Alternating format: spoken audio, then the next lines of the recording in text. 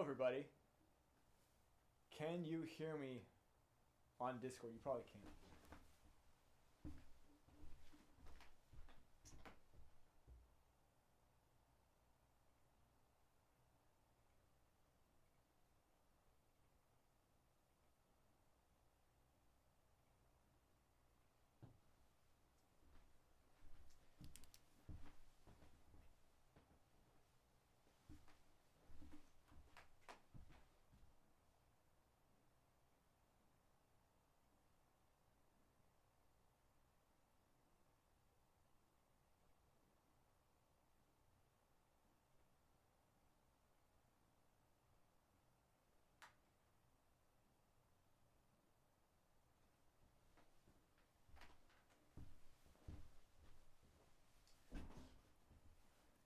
All right. Can you guys hear me? How's my audio now?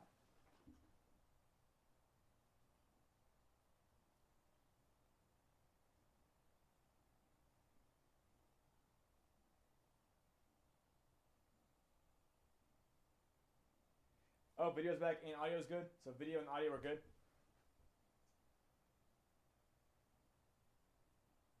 Fantastic. So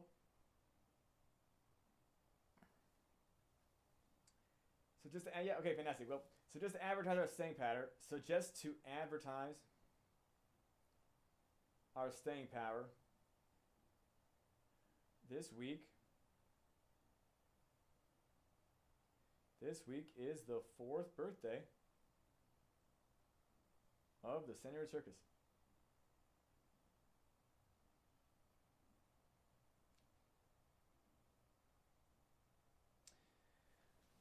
And yeah, it's actually the 29th, which is tomorrow. And I just want to say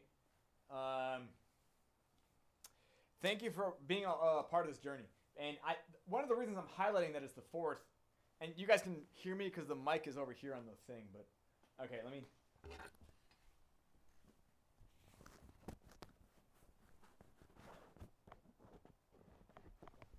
Okay, I think the mic being on the actual chair itself is a little bit better. But yeah, the reason that I mentioned that it's the 4th birthday is because most things in Web3. Damn, really? Louder before? Okay. I think maybe this is now muffling it over here, so okay. I'm just gonna leave the lavalier mic on this little side table. And is that better? Is it better now? Clearer? Okay, all right. It was fine with you. It's fine with me. We don't need to. This is not yet the. This is not like our. This is not the type of content where we need to have that perfectly dialed in. So it's really more for your benefit, as it were. What I mean to say here is, hang on. Let me change one of my view screens.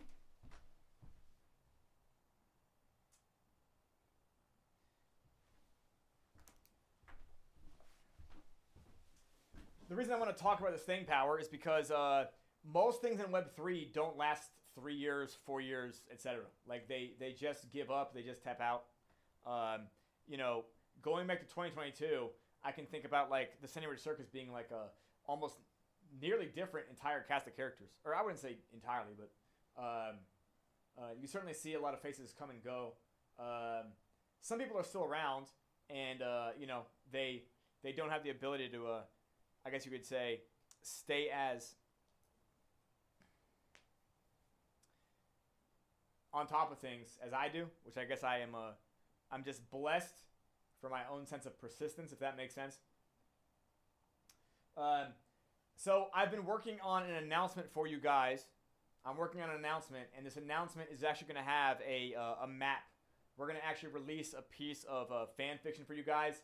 It will be an actual map of our protagonist's home village. Does that make sense? So it'll look pretty high end. It'll definitely look better than nothing.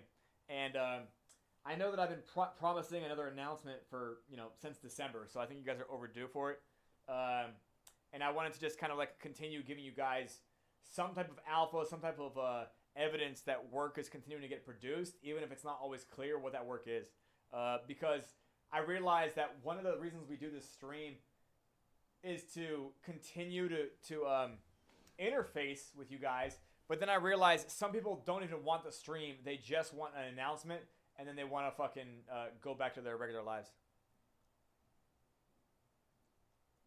That's a good point, Alessio. Yeah, that's a good point. I'll tell you this, Alessio. I would like to think that, like, this seems to be... I would like to think that I am actually finishing out all of the nonsense that doesn't involve just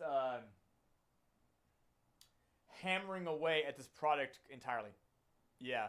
Because, like getting to the pace where we have announcements every 2 weeks is ideal. And... I don't know if I said it about before last week, but about like the amount of bookkeeping that I've been doing. Like, I'm still not done with bookkeeping, and I figured that I would be, because I always think that I'm faster than I am. But I am getting close to being done with bookkeeping, and then when it's done, there just won't be any more excuses as to why we're kind of not moving at light speed. So, certain things that did happen this month involve our local machine. Right? You guys know about our local machine. I was under the perception that we would probably be a little bit farther with it this month, but a big milestone did happen, and that milestone involved our sponsor getting it legally cleared for him to give us the local machine. Does that make sense? So that meeting was kind of like derived from this big deposition with a bunch of lawyers. Does that make sense? So that did happen in the last week. I want to say it happened Friday. So on Friday of last week, it is now legally clear for us, this project Pyre, to get this server cabinet and all of this GPUs inside. Does that make sense to y'all? Yeah, no, it's a big deal. Additionally, you know, we got rid of a bunch of subscriptions, which I don't know if you guys are thrilled about, but we're not going to put blue check marks on our profiles until we, again, have a cadence of Twitter content. Does that make sense? We had link trees. We cut those too. I think I did this I don't know if I talked about this. I don't know if I talked about this last week, but this project was still spending 4 figures in subscriptions for like months of this year, where like almost none of this software was getting used. It was just like subscriptions from 2024 that hadn't gotten canceled yet. Does that make sense? Yeah, I know, Alessio. And again, like I said before, all that money would have been better as TVL. Do you know what I mean? Like that money could have absolutely gone to something different, right? Like, even if it was just deepening TVL for the sake of IWV yield. Yeah, exactly. You know what I mean? So it's not just the fact that that was like financial hemorrhaging, but the fact that like that money could have actually been put somewhere where it continues to work in the project's best interest. Now, sometimes, Alessio, when you're like a founder, you have to be like tunnel visioned on the outcome, where you don't even care how much things cost. Just like get it done and figure out how to get it done, right? But then eventually you realize like, oh, wait a minute, I'm paying for like 65 things that didn't work, right? So it's like at a certain point you have to realize, here are all the times I failed. I have to now go back and cancel those subscriptions. Does that make sense? Alessio, do you remember when I first got the Wall Street Journal subscription for the sake of PyreStream content? I got like the paywalled economics news. Yeah, well, anyways, that was a $7 a month subscription. And then all of a sudden, they jacked it up to $60 a month. And I'm like, I don't need the subscription anymore. You know? Like, if I can't learn it from Google, then maybe people don't fucking care. And, like, it's not doing me $60 worth of good. Does that make sense? Again, $60 is enough to double our AWS hosting, or even shift our web hosting. Or, again, it could be TVL. Like, the smallest amount of things matter. Like, they add up, and that's actually kind of how banking works. Yeah. Alessio, I think also it has to do with the fact that I need to stop having a bad attitude around like what jobs I'm required to learn. So I did not want to like learn marketing or storytelling. Does that make sense? These were two gigantic skills that I needed to learn. And I know maybe nobody believes in me anymore, but yeah, these were two gigantic skills I needed to learn, and I had to learn how little I knew about them. And clearly, like, I did not know nearly enough about accounting, at least in the modern era where every single fucking business is trying to turn itself into a subscription. Does that make sense to y'all?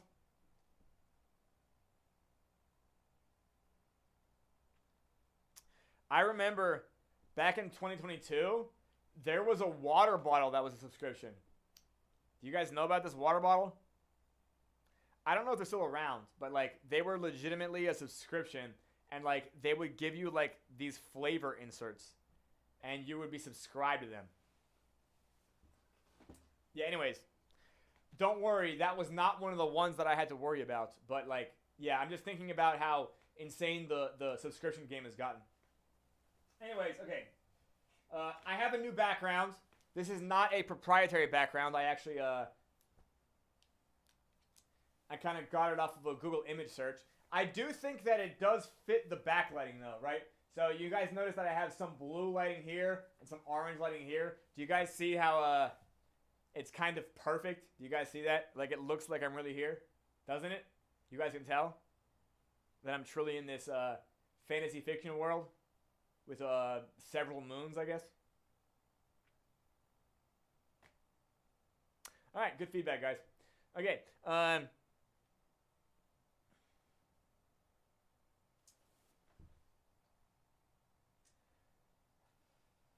So I'm going to be making an announcement that Alessio.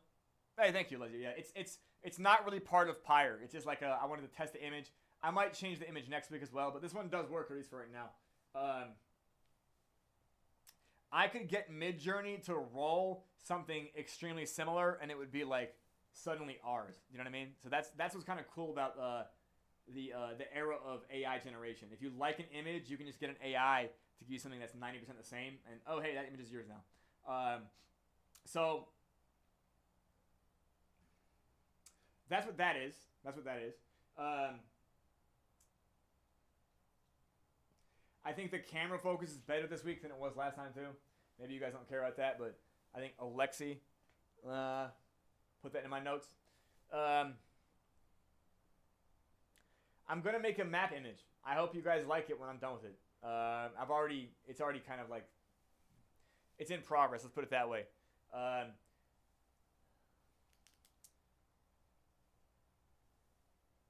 I could also tease part of the spec script too. I know I talked about that last time, Alessio. And then I think that would just be the teaser content. Something I talked about at the internal meeting a few hours ago is I talked about ritualized cannibalism. Have you guys ever heard of it before? Cannibalism?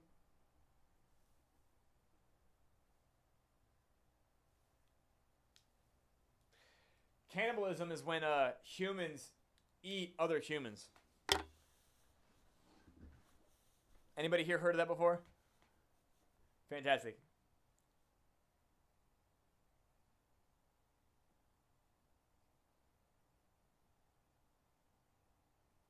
It might, yeah, figurative way. Well, believe it or not, Alessio, there were, especially like Paleolithic era or Neolithic era, there absolutely were, pretty much on every continent, cultures that practiced cannibalism in some way.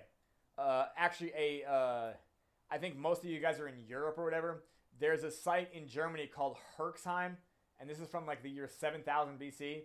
And anyways, they found like 15,000 corpses that possibly were cannibalized. Like a lot of cannibalism going on in Germany 9,000 years ago. And also everywhere else. So they had it in New Zealand. They had it in Madagascar. They had it in South America. They had it in Asia, etc., etc. Does that make sense? Like these aren't even cultures that are still around, and nobody knows who their descendants necessarily are. But all over the planet, you have these pop-ups of cultural cannibalism. And what's important to know about cannibalism is this.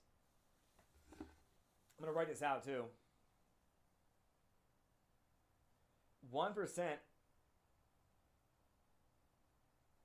among humans was for nutrition or survival.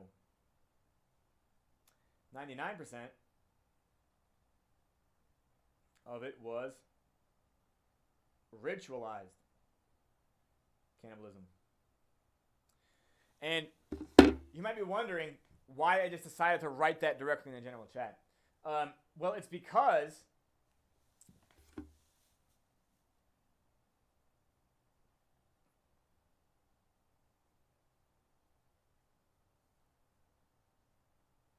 humans seem to have a natural distaste for cannibalism. Does that make sense? Like they're only actually consuming it for ritual. Like they don't eat it because they're actually hungry. Does this make sense to you guys? I mean, they might like 1% of the time, but 99% of it is ritualized. Okay? And you might be wondering, Fies, what the fuck are you getting at, right?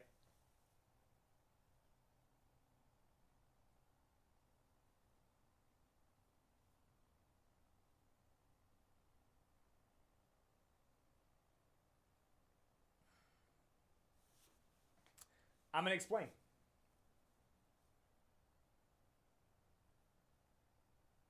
Because this came from a conversation I was having with my storytelling consultant. And I think some people possibly reading this chat or watching this stream are still on the fence. Can storytelling really do the marketing for a Web3 dApp? Well, the fact of the matter is, yeah.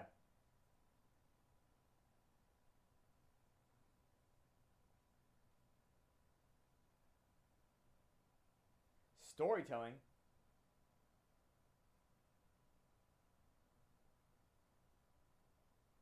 is where ritual comes from.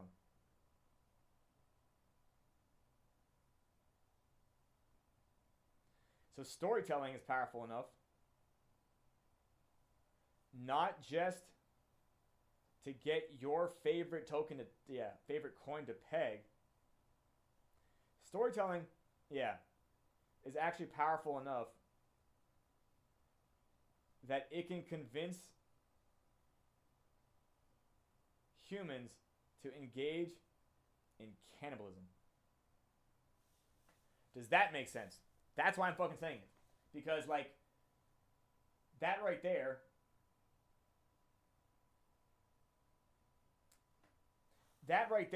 is, like, truly, I guess you could say, the best allegory for why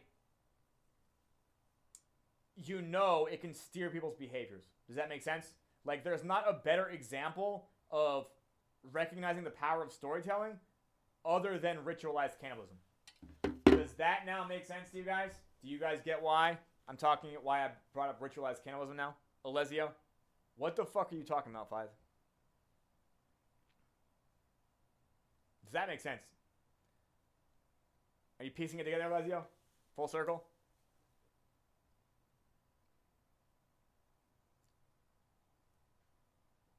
Did the camera shut off? No, I can still see myself. It might do that, though.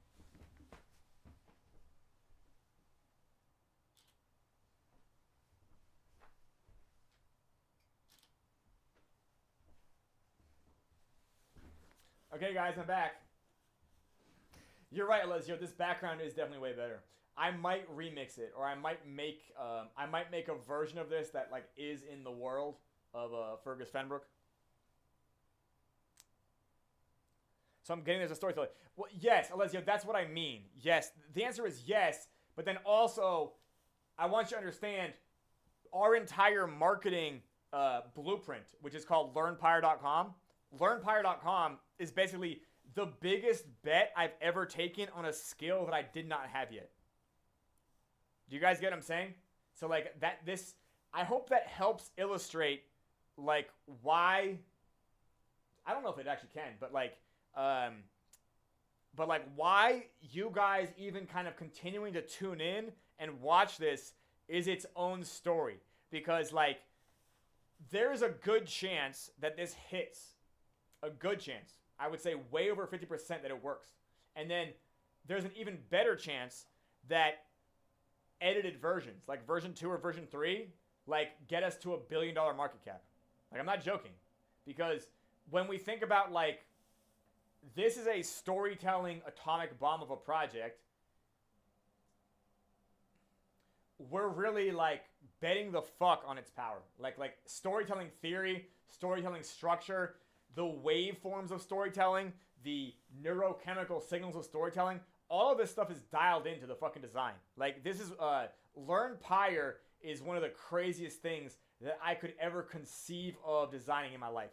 Like there's no way that I ever thought like, oh, hey, we're going to build a marketing funnel that's not really a marketing funnel. It's kind of like a experiential immersion into storytelling that, anyways, it probably sounds more quixotic and elusive when I describe it like that. But I do want you guys to understand that it is, the stuff being designed for it is very blueprint style. It's very much being approached like engineering. And I just don't know if anybody's ever done this before in history. With the exception of maybe like religious founders. Like, do you guys know about Scientology where you live? I guess Dr. Mac would know. Yeah. Alexi, Alessio, Seabiscuit. Yeah. Scientology is a religion that was started by a science fiction author. This guy lived in like recently. Yeah. He lived like, I don't know. I think he died in the 90s. Yeah. Seabiscuit. Yeah, exactly. Yeah, like they don't like you taking prescriptions because they think that's dilute. I don't fucking even know what it is. But there is the religion around Scientology is based around the story. Like the stories and the mythos of that author.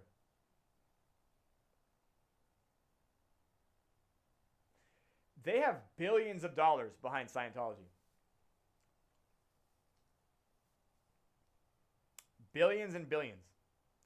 Scientology also has billionaires inside its believers. Well, Alessio, what I'm telling you is, I appreciate your pragmatism. What I'm telling you is, the story we're writing is meant to be fucking amazing. Does that make sense? Like, this is part of why it's not being rushed. All I did in 2024 was rush marketing, rush. And it didn't do shit for us. Yeah. Well, Alessio, I'm going to post a map and some teasers of the spec script in an announcement. Yeah, I agree, Alessio. What are we doing? Yeah. Well, I'm going to post a spec script and, yeah, at least like 3 pages of the spec script, and I'll post a map, like a fantasy fiction looking map, in the announcement. This will be new content that you guys can at least see that we're up to something. Does that make sense?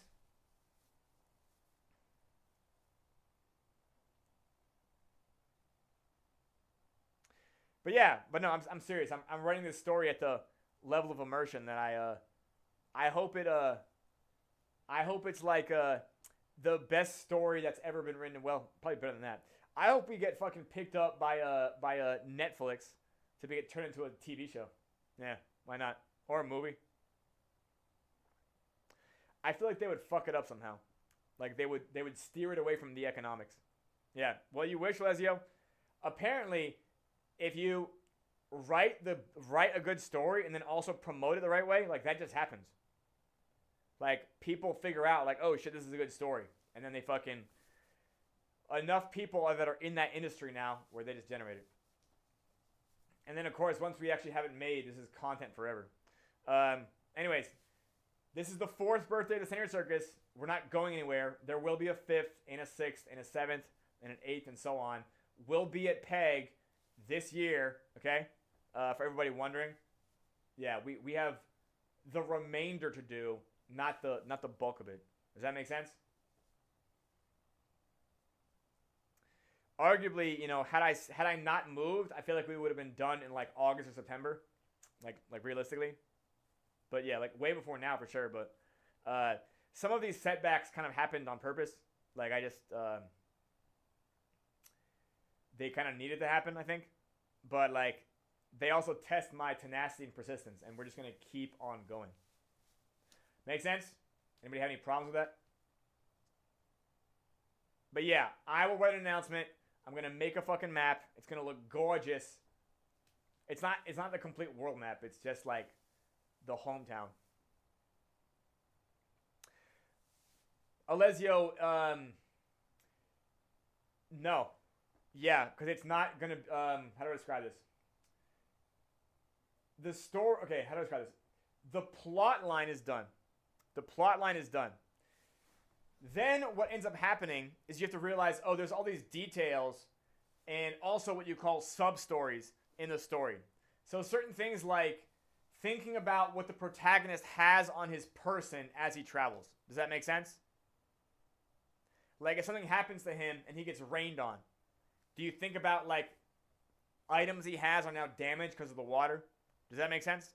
So the plot is done. That's been done like before I moved. Does that make sense? The details that make up the story, meaning the dialogue, the vernacular, arguably what you could describe as the world setting, like the I don't know who you describe this as, but like the era, the context. So for instance, this story, the wizard story, it takes place during a war. Does that make sense? It's a war between the kingdom he lives in and some of the kingdoms that neighbor them to the north. This war isn't really tied to the plot. Does that make sense? Like, there isn't like a army attack or anything like that. There isn't like there's no like deliberate military engagement in the plot. But the fact of the matter is that this war being in place does shift the economy in the kingdom where he lives, and it's kind of necessary to, in an example, go through some of those details so you don't like lose sight of it later in the plot. Does that make sense? It's like how, fuck, man. Like right now, this project, right? Like, so think about like, Alessio, think about like you and me and our stories in this project. Do you know what's related to our stories in this project? The fact that COVID happened and a whole bunch of central banks hyperinflated their currency. Does that make sense to you guys? Like the fact that gold and silver are rallying right now are kind of related to the story about this project. But does that make sense?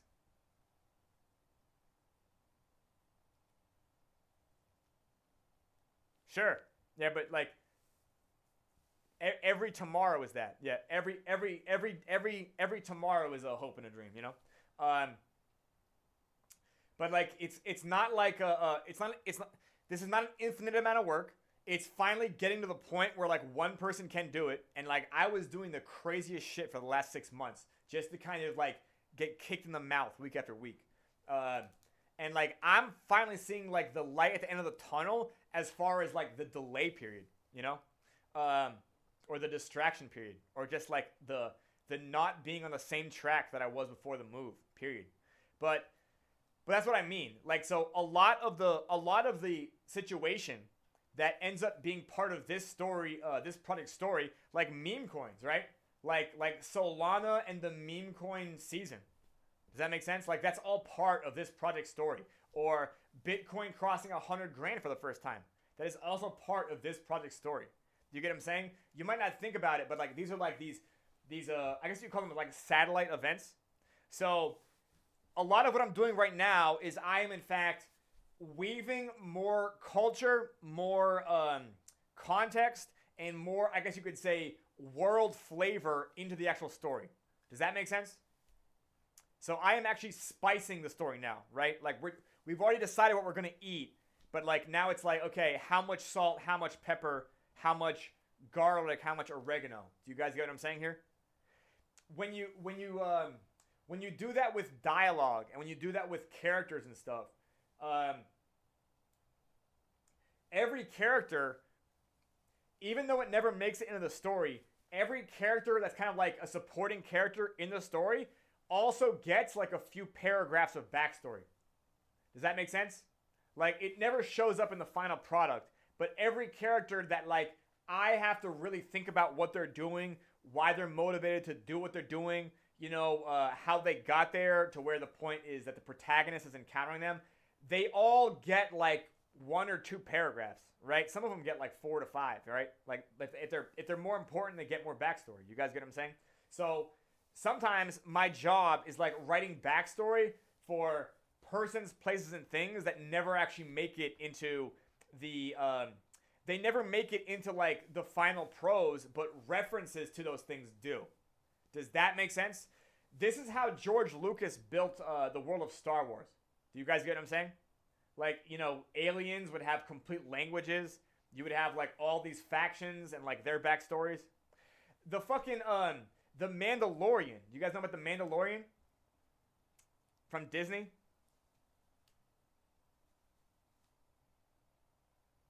Yeah, that entire series is just like, yeah, the backstory, yeah, the Mandalorian. Yeah, this entire project is just the expansion of the backstory when Boba Fett was invented. Does that make sense? So, like, backstories can end up being gigantic projects as well. We're not doing that. Like, I'm not fucking writing The Mandalorian before I'm done with Star Wars, to be clear. But, like, sometimes you have to do more writing than just what ends up in the final project. That's, like, so why when I say, like, I'm done with the story and it's like, you're still writing, though, it's like, yeah, I know. It's every pass of writing gives it more flesh, gives it more life. Does that make sense? So, like, that's sort of how I would describe the work I'm doing right now. But actually, the work I'm doing right now is making a visual map because it's kind of like I recognize I did not give you guys 2 announcements in January. Make sense? The map will be useful. It won't take me that much work. And visuals are just great. People like visuals. Make sense? And I will also include some of the pages of the spec script as a teaser. Okay? Are you guys sad? Are you guys tired of hearing me talk about what's coming? Don't be sad. We're going to make it. We're going to make it. We will only just persist until we win. That's the fucking plan. Yo, Alexi, I appreciate that. But by the way, Alexi, I did look that up last year, and I was like, damn, I'm gonna have this done in 6 months. I'm gonna beat George Lucas. Like, I totally thought like we were way ahead of George Lucas. Does that make sense? So I want you guys to know something as well. Well, yeah, Alessio, especially when you consider we're launching a new type of bank with it. Yeah, we're launching a new type of fucking bank. So it is tied to more than just the content, for sure. By the way, Alessio, I was talking with the circus members internally, and we were talking about how all the other Web3 projects that have metaverses, the metaverses are kind of like flavorless. Does that make sense? Like, it's like they're Roblox, but with Web3. Do you guys get what I'm saying? So we could later on also be like the dominating metaverse project only because we built so much world in the form of fiction. Does that make sense? But Alexi, yeah, we're not going to take 3 to 4 years. Yeah. Like when I do know this, George Lucas would cut off his own hair out of frustration when he was writing Star Wars. Because you want to know something, Alexi? I identify with him a lot because he did not want to write his own story. Yeah.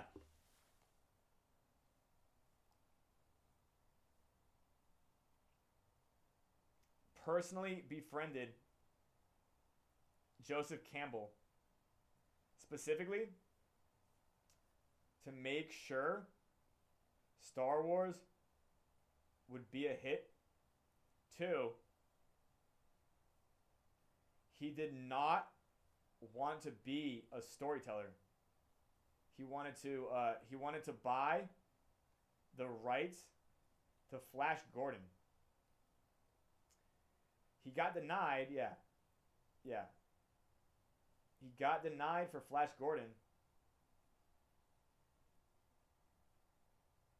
And wrote Star Wars as like a substitute.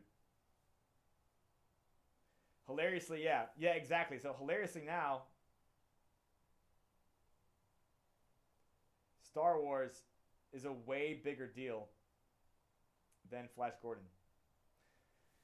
But yeah, no, Alexi, I definitely studied the fuck out of George Lucas when I was first learning like storytelling as like a craft. So this was like this was even before I was making the flip book. Like I was like Q1 of 2025, I was doing a lot of if I read a bunch of marketing books in Q4 of 2024, Q1 of 2025, I was continuing to read like maybe like 4 or 5 books about storytelling or like different resources, like really kind of like nailing it down.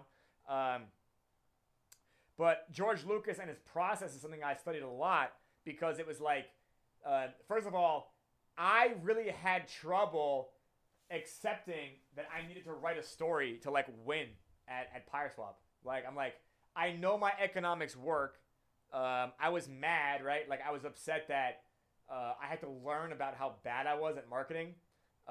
Genesis, of course, failed, right? Like it did not do what it wanted to do. I mean, it did print us enough coins, so you know that was at least the upside of it. But Genesis did not do the marketing, right? So Genesis did fail at marketing. It succeeded at least increasing our quantities, but it did not actually convert people into like believers in this project, which was kind of what we thought would happen. But it's very loose, and you're not really thinking about what you're telling people. Like you're kind of like, hey, come capture yield. When you launch a Genesis event, you are marketing the Genesis. You're not marketing the project behind the Genesis. Just so you guys know, like it's Web3 really, marketing really is like the final boss of this fucking tech shit. I'll tell you that. But continuing on about George Lucas, he did not want to write his own story. Like he fought against it like he was throwing a tantrum. But I realized when I learned about George Lucas doing this and he ended up with Star Wars, I got very bullish on my own bullshit. Does that make sense? Do you get what I'm saying? Because like if that's the case and all I'm doing is I'm going to copy George Lucas's method, then we're going to end up with the best fucking fiction in Web3. Do you know what I mean? We could end up with seriously like a fucking fantasy fiction hit story. You know, there's tons of stuff that goes to YouTube and it ends up getting picked up by like Netflix, Amazon Prime, etc. Do you guys know what I'm talking about? There is this like Dungeons and Dragons cartoon called Vox Machina on Amazon Prime Video. And it did start out, yeah. as a YouTube project. Do you guys know that?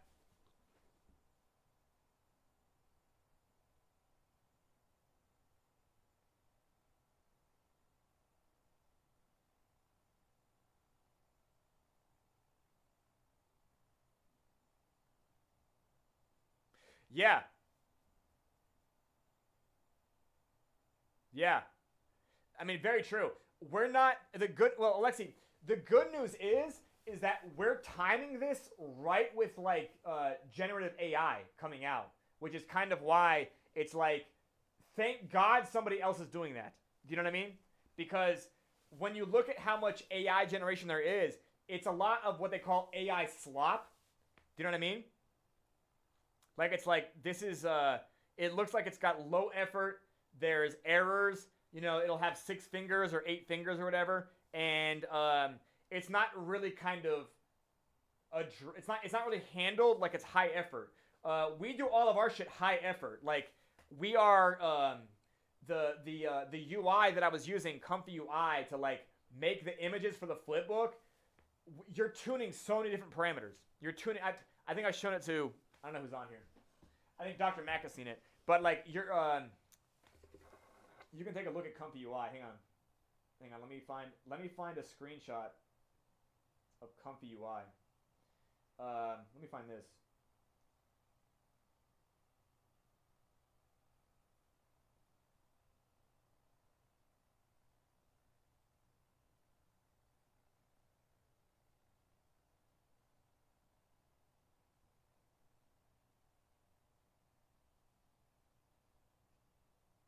Wow.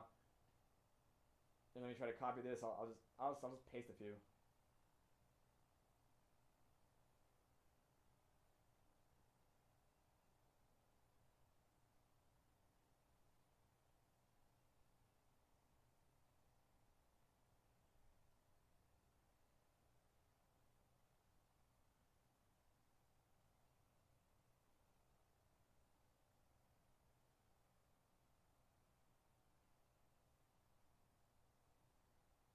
Well, okay, it doesn't. It's certain things it's not letting me do, but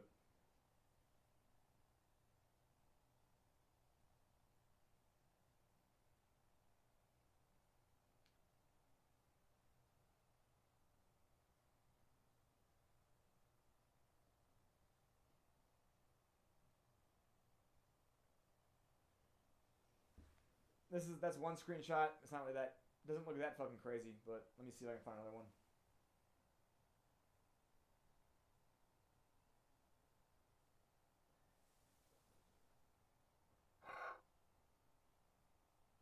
This is gonna work. Oh, look at that! It did work.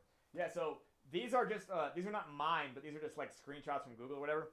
I have workflows like that for Fergus Fenbrook that are like, I don't know, bigger than like 4 monitors. Does that make sense? Like you have to scroll and scroll and scroll, and it's kind of like you build a factory around generating AI images.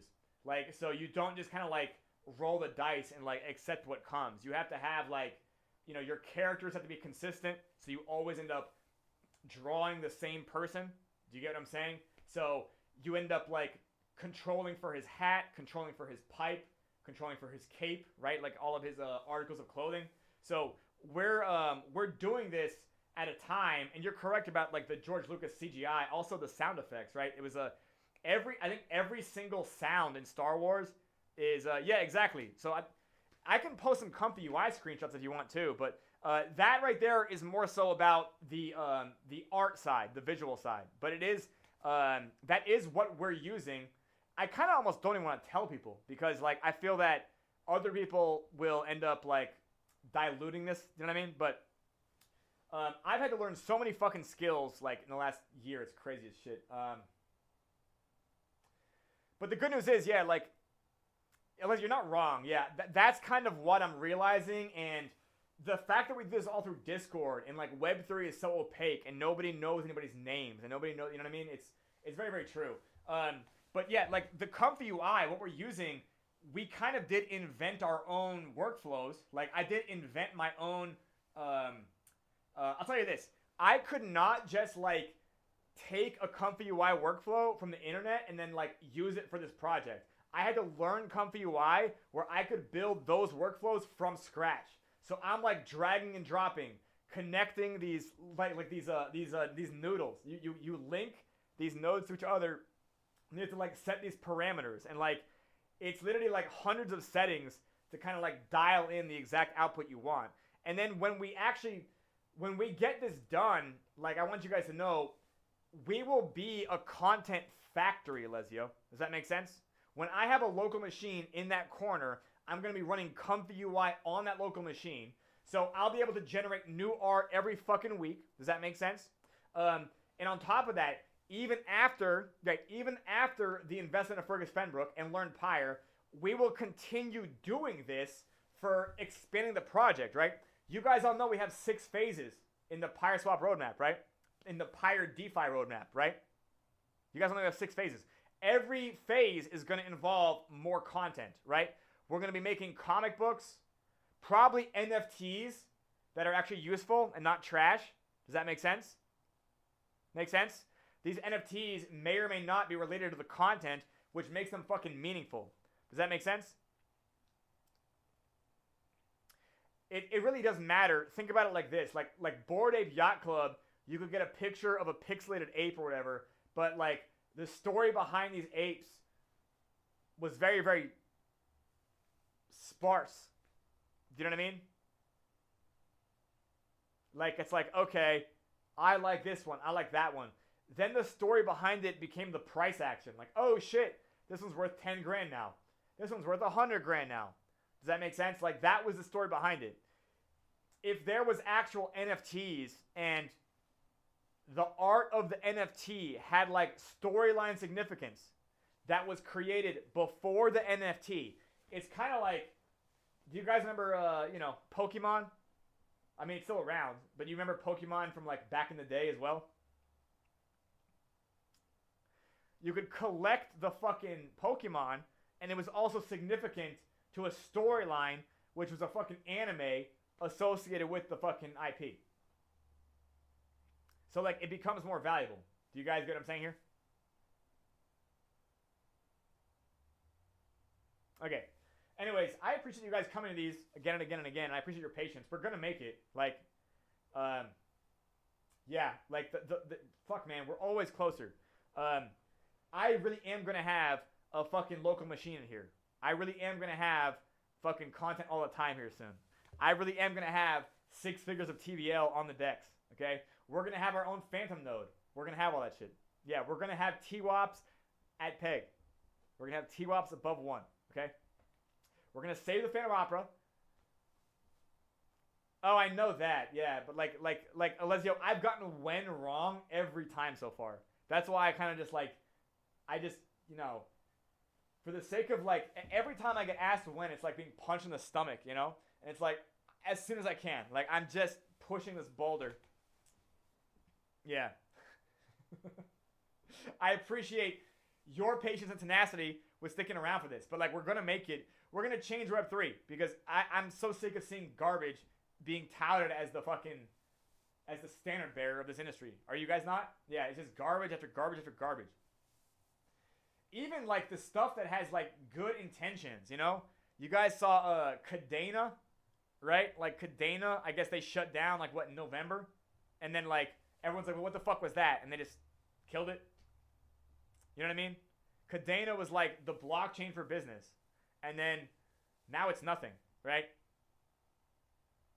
Because like, well, we don't have the money to keep running this company, so the chain will stay alive. We just don't have any executives working on actually getting businesses to build in this chain. Yeah, that really happened. Yeah, like, so even the stuff that, do you guys know something? Like Polymath. There was a project called Polymath. Polymath raised $100 million in VC and collapsed. Fucking Bancor, the people who spawned the boogeyman, spawned the monster of IL, they raised,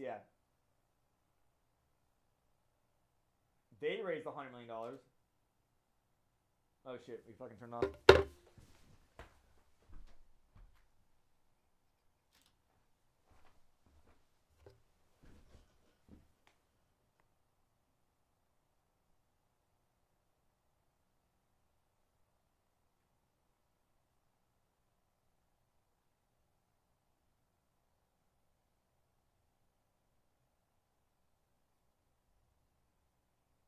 Oh, well,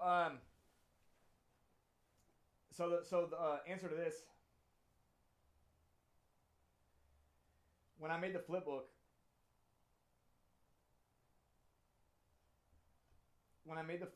yeah,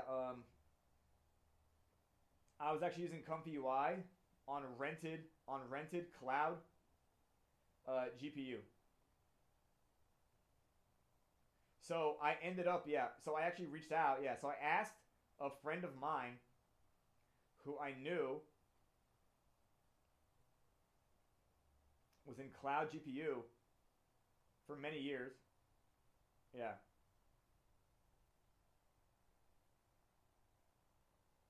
Yeah, his company filed for IPO recently.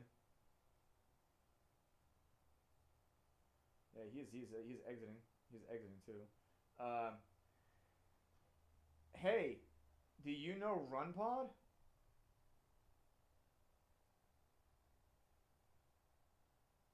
And he's like, oh yeah, I personally know the CEO. They are our customers. And so what that meant was, I'm like, oh, so I could in theory be renting your GPU through a middleman called RunPod.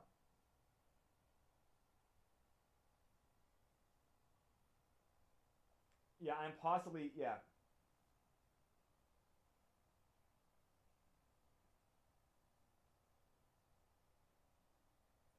Anyways, this was actually before I moved. So this was around the time that I was making the flip book. And we were renting an 80 gigabyte VRAM machine. I think it's called an NVIDIA A100.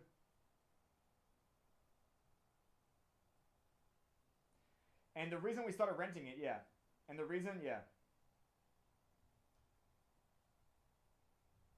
is because it was too fucking slow. Like the computer I have right now is about 16 gigabytes of VRAM, like the one that is streaming. Um,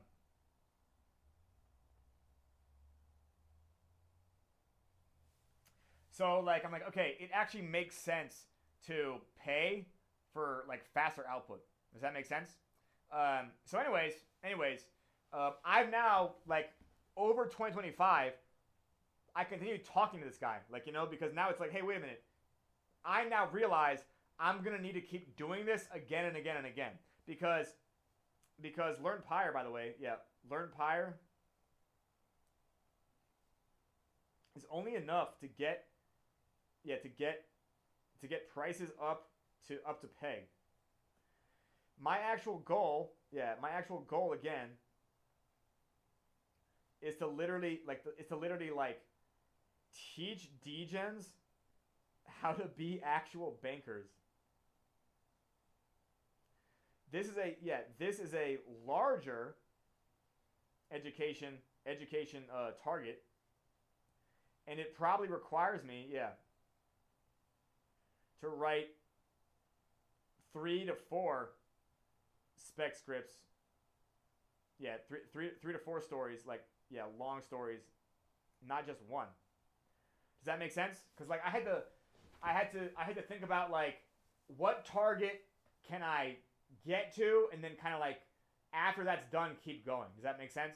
So I want you guys to understand, Alexi, had I chosen to just focus on like let's just get to peg, because that's what everybody who's invested right now wants in the short term, right? Had I said like, oh no, don't worry, we're just gonna write a trilogy, and it'll be all the way from I don't know economics to I can now be a banker, right? Does that make sense? Like that right there would have taken forever. That like I don't know. what I recognize is I'm gonna need to write more than just this Learn Pyre. Like I'm gonna need to do this maybe a few more times. So what I did notice is that everybody in tech is now getting their own like AI. They're getting their own hardware for AI. Does that make sense? So I'm like, well, okay, since I'm friends with a guy who literally is exiting a cloud GPU company, he has like a bunch of spare parts. Does that make sense? Like these are parts that like they're too weird to rent, right? And by the way, he doesn't even work there anymore. He already got like paid to leave. Does that make sense? He's just a shareholder now. He technically founded the company, but yeah, he doesn't actually work there. Like so, he's literally been doing nothing for like almost all of 2025, or about half of 2025, and like I was just able to get him on the phone and be like, hey, here's what I'm building with RunPod. Let me explain to you that I'm actually trying to do a very, very high effort AI content project. So like he's also, by the way, he's also a DeFi guy. He also he is a fucking crypto guy. So like he did kind of know about this already. So anyways, the point being is I realized I'm never gonna be done with AI content once we start. Does that make sense? Because we're gonna have more fans of the story than you guys maybe recognize. Like the story is gonna be one of the things that people always think about again and again whenever they're thinking about this project. They will always kind of like revisit it as part of the gestalt of it. Like Alessio probably thinking about 2-ohm and 3-ohm and matrix money and stuff like that, right? Like that right there is also part of this project and the story in your mind. Do you guys know what I mean? So some people aren't going to have that story. They're not going to have a $8,000 2-share as part of their story. But what they will have is they will have Fergus Fenbrook as part of their story. Does that all make sense? So point being is, I realized like, okay, I need to just get it to the point where I can get it all the way to peg. Like I just need everybody to want to buy it up to 0.8 TWAP, right? Does that make sense? Like that's that target. So teaching every single concept needed to be a fucking, like be a channeler or be a banneret. That's more than what Learn Pyre teaches. But from us establishing Learn Pyre, we're going to have like a bit of a stronger user base than most projects. Does that make sense? Like this is a big brain. You guys already know this is a big brain project. Does that make sense? Well, we're going to have like a coalition of big brains in our user base. And that's not only useful for the fact that people kind of can be more creative or maybe even be more organized, but rather people are not going to be like as scared. Does that make sense? Like you guys know that like meme coins never have anything that even vaguely resembles a community, right? Like it just like as soon as the hype goes away, it's like everybody disperses. You guys know what I'm talking about?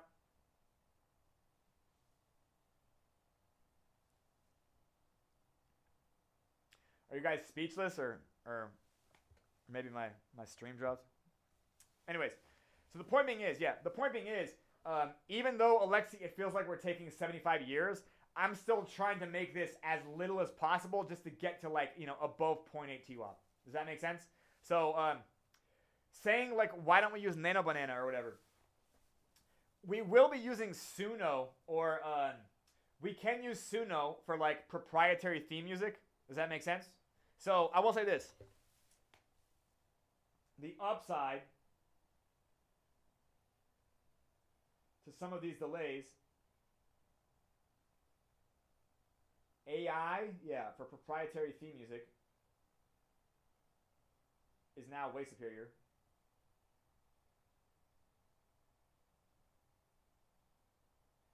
AI for voice actors, yeah.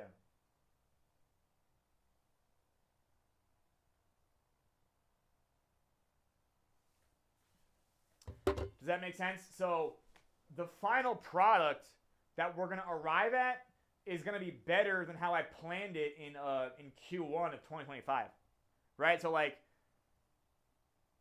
in a sense, going back to George Lucas, like we are kind of on the bleeding edge of using all this.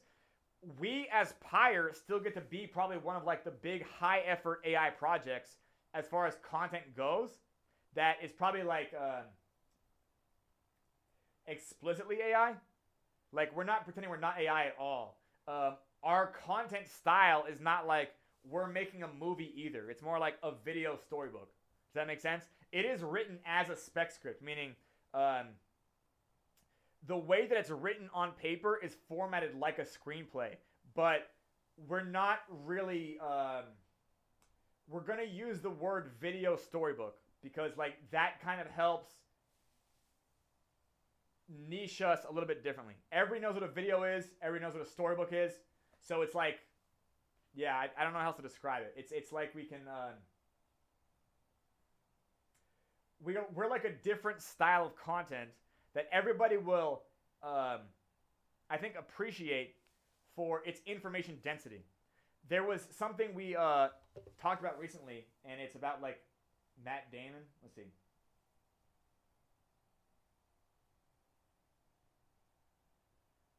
Yeah, Matt Damon says Netflix wants the plot restated.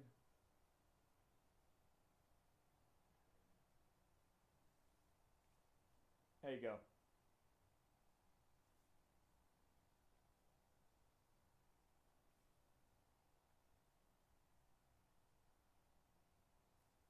Yeah, I'm going to post a screenshot in the chat. Okay, so I want you guys to understand something. The good news is this, right? Like,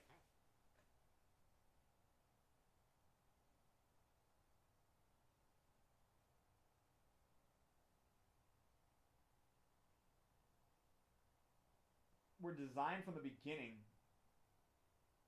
with this problem in mind. And one of the things I'm talking about there is one of the needless flourish things, yeah.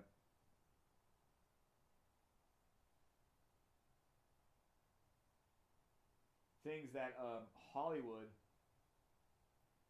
loves in video, yeah, in videography. These days is multiple protagonists. Yeah, and I guess we call like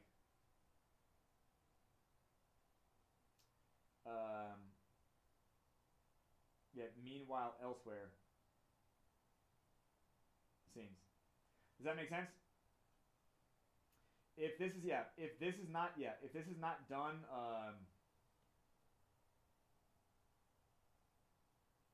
correctly,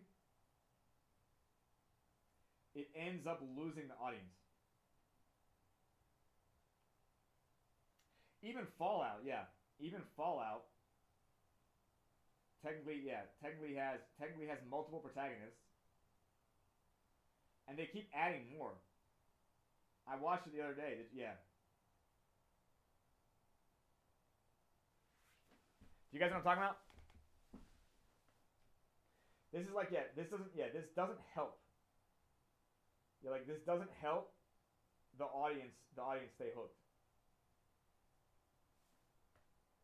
So for the investment of Fergus Fenbrook, the entire story is where Fergus is currently.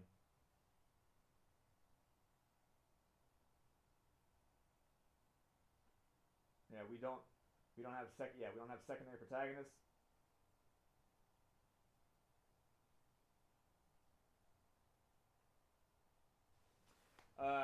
An example of this is Alice in Wonderland, where you're always with Alice. This is done. By the way, this is an example of me learning storytelling theory. So like all of these details, like stay with the protagonist. So the story that I have written and continue to write, Alessio, it is always with Fergus. And the reason we do this is almost like we consider that our audience might be distracted.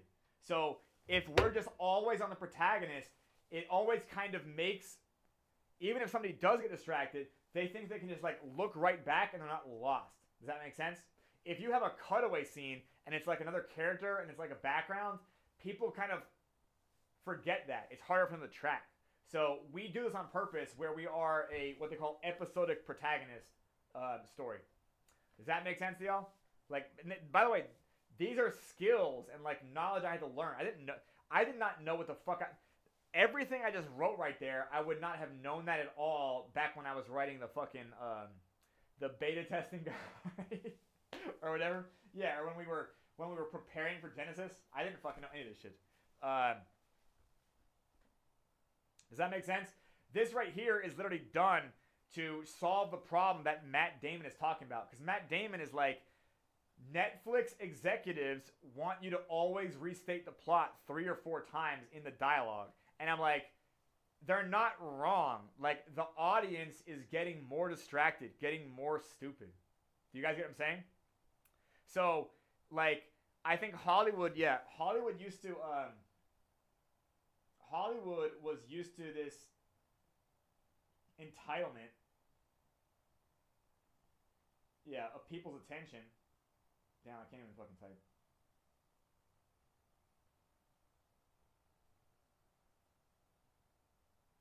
Back when they attended movie theaters. Does that make sense?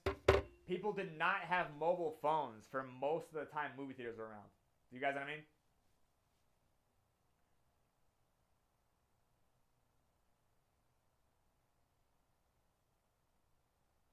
I will say this as well. It is also planned on us that we, on the website, when people are viewing these videos, we do write that it's recommended to watch in full screen. Does that make sense? So we do coax people towards watching our fantasy fiction stuff in full screen mode. Does that make sense? So that way it becomes like, by proxy, more immersive, holds attention better. Do you guys get what I'm saying here? Anyways, yeah. What I'm getting at is like, Hollywood does this stuff because they're trying to like show off to other people in Hollywood. Yeah. Yeah. Yeah, IMAX is a good example as well. Like, it's like, arguably, IMAX is a great example of like, giving them so much sensory that they couldn't be distracted. Do you know what I mean? Like, you know, I think I went to IMAX once in my life, and it was like a nature documentary. So, like, there was so much stuff going around all the time, you couldn't be on your phone. Like, you know what I mean? Like first of all, you're in an IMAX theater, so it's like, you know, the chair is a big deal. The way things are is a big deal. Even before they're showing things, like the way the screen is a big deal. But yeah, you're describing that exact concept. Like, you're making it larger in their field of view on purpose, so that it kind of like locks them in. So yeah, Matt Damon was just talking about a problem that I thought about before. Like, we need to make this story good enough, but also simple enough where talking about economics is like abstract. It doesn't like automatically like lock into people. So if you guys remember me talking about growing broccoli in villages or things like that, right? You guys have heard me talk about growing broccoli for forever, right? Those are the things that stick in people's minds. You have to turn them into stories that make them understand why they would care in the first place. Does that make sense? So the story is not it is not a G-rated movie. Like, it's not a G-rated movie at all. They have I would say I would probably give it like a PG-13 rating, if that makes sense. There's no there is profanity, but it's not the same profanity that we use on planet Earth. So it's like, these are foreign words they use for profanity. But I would still probably rate it as PG-13 because there's a bit of violence and horror. There is drugs, as far as like drug references. The main character does end up waking up in a brothel in the beginning of Act 2, not because he visited the brothel as a customer, but because he got mugged in the sewers, and he got knocked over the head, and they the security at the brothel dragged him into the brothel to get him off of the street. Does that make sense? So like, we do show there's a bit of violence too, I guess. There's like some violence. Yeah, he does. Fergus does punch a guy in the mouth in the middle of Act 2.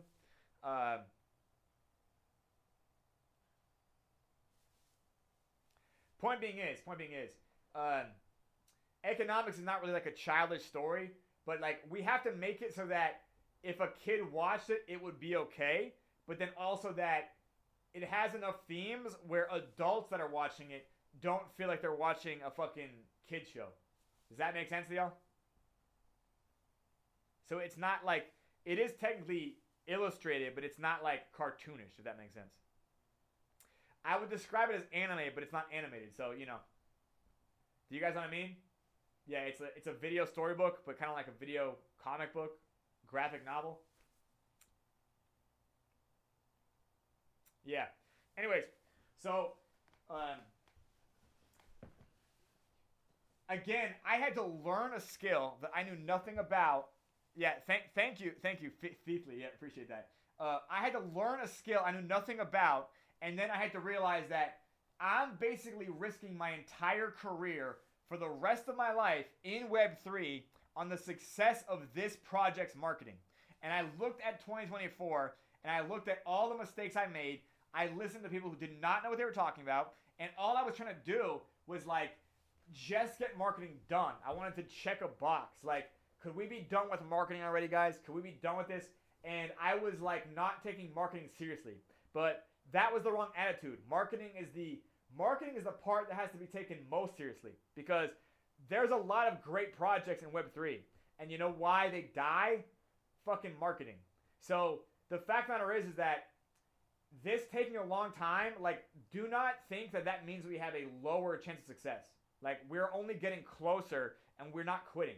This is the 4-year anniversary of the circus. Like, there will be a 5th year and a 6th year and a 7th year. This is like my life project, right? So I want you guys to know I am almost single-handedly. I do have help. Like, I have consultants and stuff like that, right? And the devs are always building stuff like the yield dashboard, et cetera, et cetera. But like this, when I learned marketing, I realized that like everything that needs to be done is something that I need to do personally. And the reason why is because I have to also insert my personal brand in the videos, right? So I'm actually the narrator of the story. So think about the journey of somebody who does not know about this project. They need to watch me on an interview, right? Like the interview with Yabonks or Dow King or Tim Malcolm or you name it, right? They need to watch me. Then I need to convince them to come watch a different video where it's still me talking to them, right? So their first interest is that they have a problem, I'm describing it, and I'm also saying that I know how to fix their problem. Does that make sense? So what this does is it starts building a parasocial relationship with me. Does that make sense? Then we go through 4 videos where I teach them about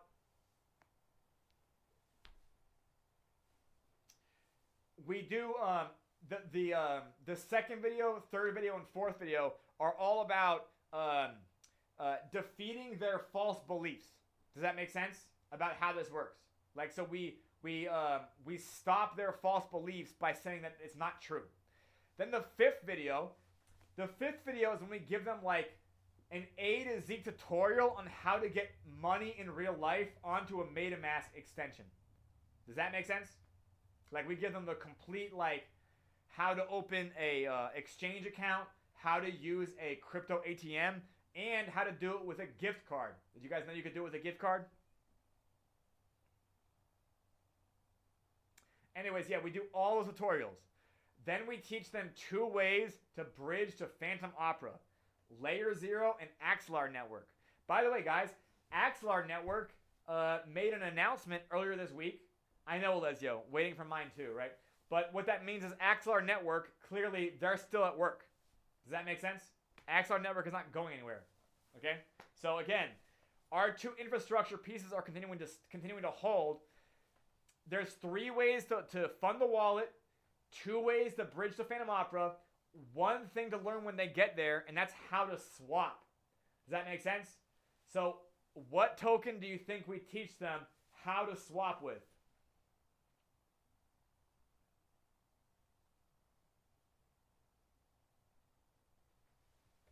It's Pyre Phantom.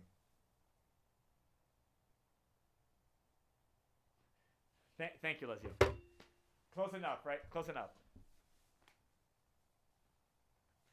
So we use, thank you for your emoji there. We use Pyre Phantom as a swap in the tutorial. Like, we walk them through the swap as like, this is what you need to do to acquire, does that make sense? How to use a dex. Then we leave them in that, like, we leave them holding Pyre Phantom, and we end that video and we say, make sure you're holding Pyre Phantom, because you're going to need it for what comes next.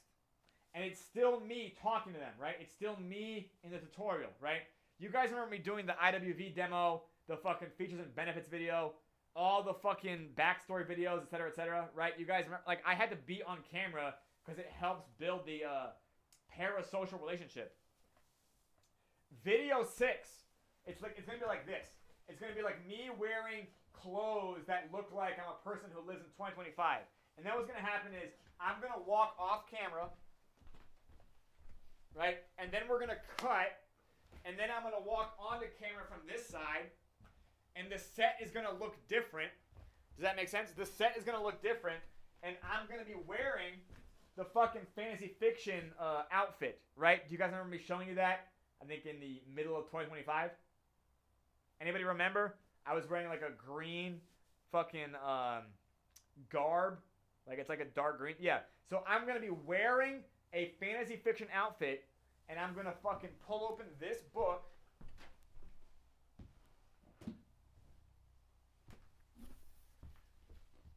I'm going to show the camera in a close-up. Right? So it's like this. But guess what? This is actually a stash box. You see that right there? This is like a secret book you would put on the bookshelf for there you go.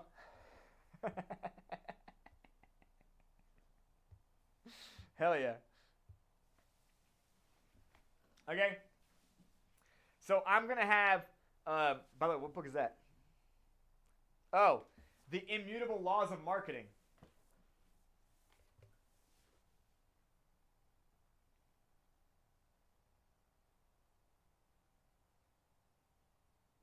Yeah, I'm taking a screenshot of that sticker. I appreciate it a lot.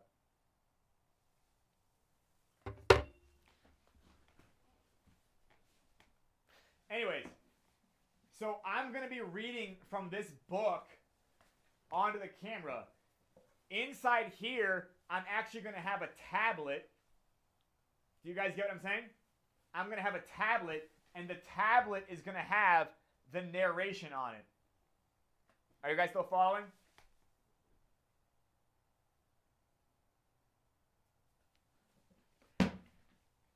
We end up taking the camera off of me, and we end up like transitioning it into the video world, right? So it's still my voice in the narration, but I'm not on camera anymore. So I can just record it like directly to the mic. It doesn't need to be like video anymore. Like, but yeah, that's the idea. Does that make sense? So then you end up with a lot of video, or sorry, a lot of audio, and I think videos 6, 7, 8, and 9. We still like come back to the, okay, so like when Act 1 ends, like it'll come back to me in this chair, and I'll be like closing the book, and that's the end of Act 1. Make sure to click the next video to learn what happens to our protagonist in Act 2. Bye-bye, right? And I'm gonna wave to the camera like we're on a fucking children's show. I'm not married to waving to the camera, but yeah, basically transitions like that. Does that make sense? Because the story is supposed to end on cliffhangers, by the way. So Act 1 has a cliffhanger with him getting mugged in the fucking subway. Sorry, in the sewers. Okay. Lesio, yeah, I know. Okay, well, I'm ready to show you too. And I just have to keep pushing. I'm not here to give you an excuse about why, other than like I just don't know. Shit, the fucking thing turned off again. I just don't know how to fucking predict the workload. I think there's a pressure between me trying to tell people what they want to hear, and then like me also working myself to death to do the inhumanly impossible. The humanly impossible, I guess.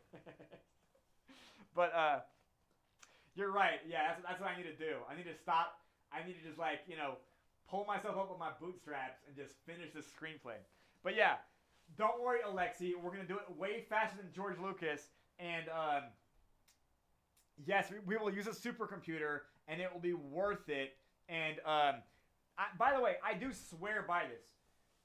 If version 1 doesn't work, like version 2 or version 3 will. And like those won't be huge changes. That will be like maybe crushing a scene out, lengthening this, shortening that. Does that make sense? And when I mean work, I mean like get us into the top 200 market caps. Get us above a 9-figure market cap. Not like in a single coin, but across all of our coins. Yeah. Like version 3 of Learn Pyre will get us to a 9-figure market cap as a project. As a DApp. Yeah, as a DApp economy. Okay? Like that's how fucking bullish I am on this bullshit. Because I don't think anybody else is yeah, hopium indeed. But it's my own hopium. It's my own hopium. Yeah, but like no, I'm dead serious. Yeah, because I don't think anybody else is really targeting the Web3 problems that I'm targeting, or it sees it the way I see it. And I only now view it as my destiny to solve these problems. And I never imagined as a child, one day I'm going to be a fantasy fiction author. I did not care. Like, I just, yeah. I prefer science fiction to fantasy fiction, personally. Yeah, like, yeah. Like, Star Wars and Star Trek, like, I think they're better than LOTR and Harry Potter. Yeah, I just think Star Wars is probably... Star Wars and Star Trek are both... Star Trek is great because it kind of like shows this gray politics. Like it shows you like the way like factions have their own agendas and stuff like that, and there's a bureaucracy. But then Star Wars, I think, has these character arcs that are fucking phenomenal. But yeah, like that's how I feel. Yeah, the Chosen One is an ongoing theme everywhere. We thankfully don't have that in our plot, but we could later. Who knows?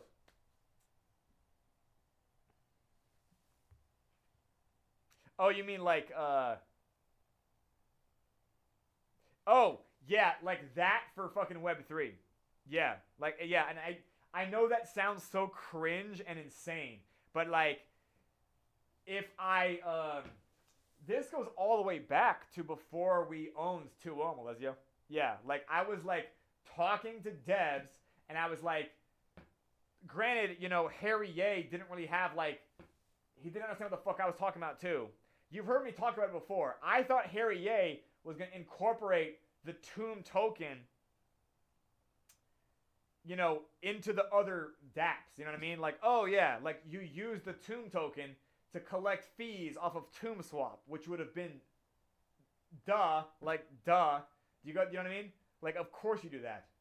Like, that's so brilliant. Why wouldn't you know what I mean? Like, of course you can do that. So, like, that didn't happen. Like, they don't do that on TuneSwap. I don't even know what the fuck's going on with that project, to be honest. Then, when I saw people forking Harry Ye, some of them had, like, more development in their timeline. Yeah, I'll look into it eventually, but obviously I have my own problems to solve, right?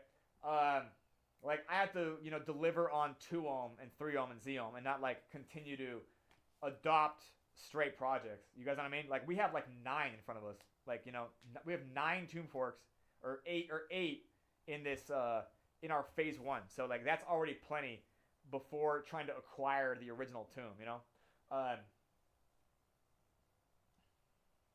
Point being is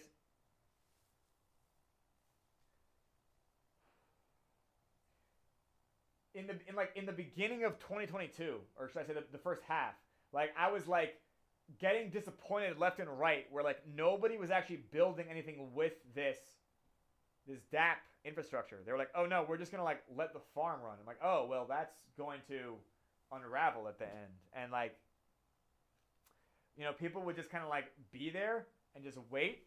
And I had to have like the wool, or should I say, I had to be shown that I was basically backing devs that would not deliver. Does that make sense? Like, I was putting my reputation behind dev teams that did not have the tenacity to actually like build something great with this infrastructure. Then I watched fucking Terra Luna collapse, and I already knew that Do Kwon was actually the dev, or one of the devs from Basis Cash. So like, I recognized that Terra Luna had the same brain behind it as like Tomb did. Do you guys know what I mean there?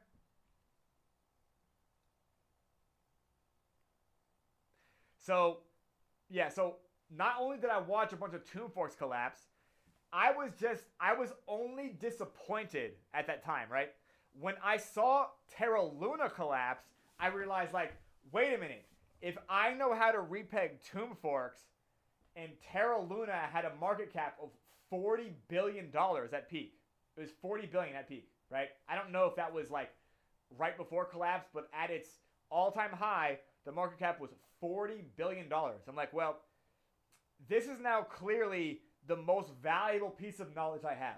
Does that make sense? I'm like, I could have now, theoretically, I can solve a $40 billion problem, right? By market cap, not necessarily by, dollar per dollar. But you get what I'm saying.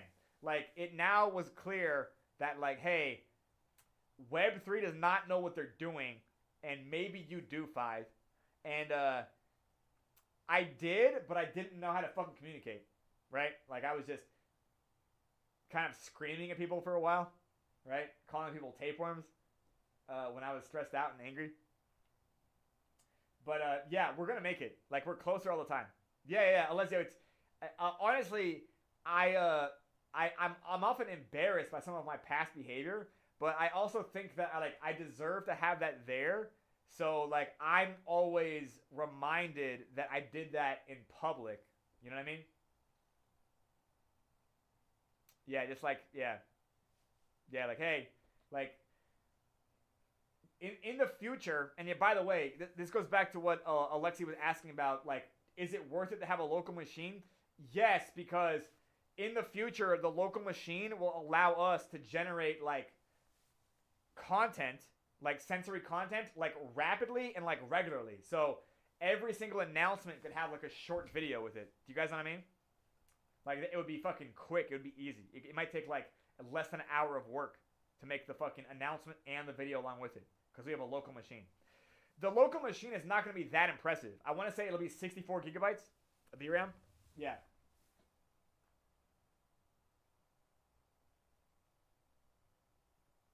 Yeah, the local machine is not like that impressive. It will probably, be 64 gigabytes of VRAM. Yeah, maybe 128 gigabytes tops, and this is a lot. You know, this is a lot of VRAM, but it's probably on the higher end of hobbyist. Now it does need a server cabinet. But again, it's like we're light commercial, yeah.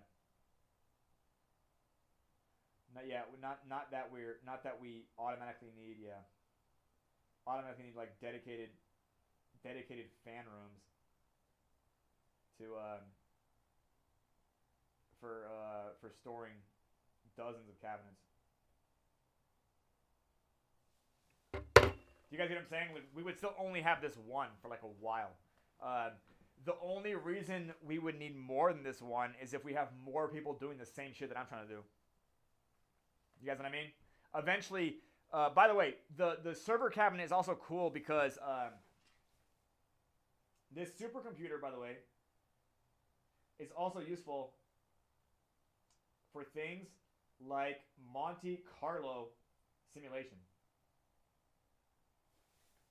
So believe it or not, yeah. We can simulate IWV scenarios.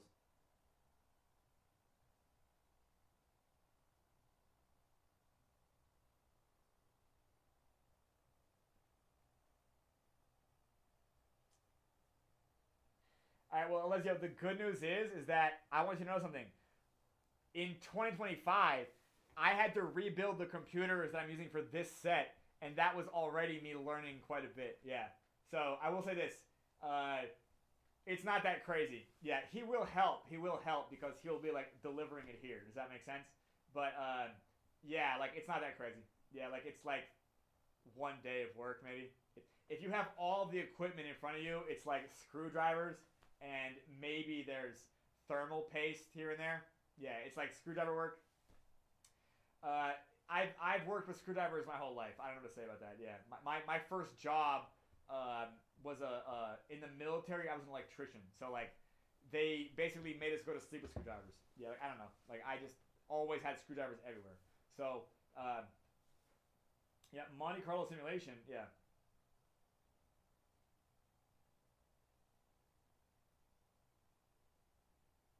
Also allows us to invent and test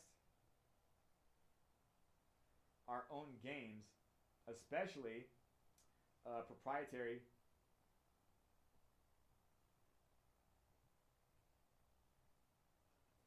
So I want you guys to know something, you know. In Act 1, our beloved protagonist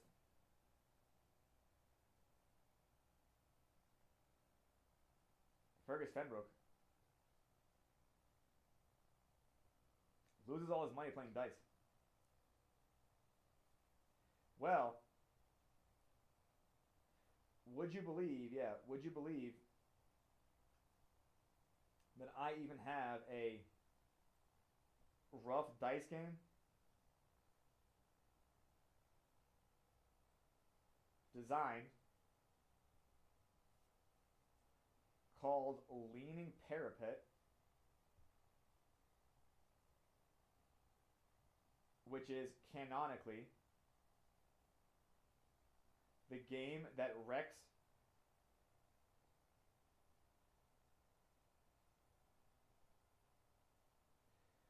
So, Alessio, if you can imagine, after we fucking produce and publish, and I guess you could say release this gigantic piece of content, it'll be like, hey guys, have you ever wondered how the game works that Fergus lost all his money on?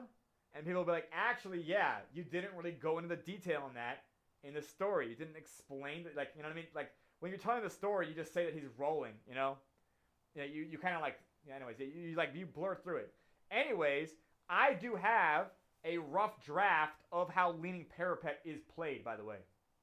Yeah, it's like you basically roll dice. How do you describe it?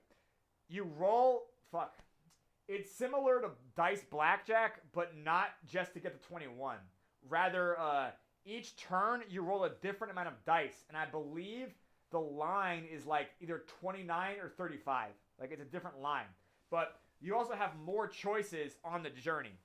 Does that make sense? Either way, I designed that game, sometime last year. I don't even know what month or week it would have been. It's in a notebook somewhere around here. And the point being is, this gigantic supercomputer allows me to actually run simulations for Leaning Parapet. Does that make sense? So what that means is, we could actually launch this. Yeah. Alessio, I'll tell you this. The more immersive the world you make, that's what makes people want to go there. Because they begin to notice how real it is. Does that make sense? Like, you know what I mean? Like, think about it like Star Wars, right? It's like, why does one guy have a blue one, and why does one guy have a green lightsaber, right? Then it's like, you know what I mean? Boba Fett is turned into the Mandalorian. Like, there's a maximum, yeah. Alessio, do you remember me trying to like shove stories out on the Pyre Show? And I was like, I want to say in December of 2024, I was trying to like freestyle tell stories that I was writing like earlier that morning, and like they would not hit. Like people kind of got it, but like, but yeah, but who cares? And I'm like, oh yeah, yeah. I am just what I was doing there wrong is I was just trying to worry about how I felt, not how anybody else felt. So when you tell a story and all you're trying to do is teach a lesson, the story feels like plain. It feels like vanilla. It feels like a parable. You know what I mean? Like there's just like it's almost like you're being patronized by how many details it's ignoring. Does that make sense? But when you make a world immersive and you talk about these details and you make it feel real and it's emotional and it's sensory, that's what makes people actually like it. Does that make sense? Like when you think about like religious parables, you think of them more as like the lesson they teach, not like whether you like the story for its entertainment value, right? So like the New Testament has the prodigal son, right? You guys know the prodigal son? Right, but like nobody thinks about the prodigal son like, oh, I love that story. Do you know what I mean? Like nobody has that affection for the prodigal son. Do you get what I'm saying? So it's like, oh yeah, you're right. You know, this is more about the forgiveness, the God's ability to forgive. So like, but by the way, anyways, there's a maxim that says sales is a transfer of belief. And in this context, yeah. Sales is closer to persuasion.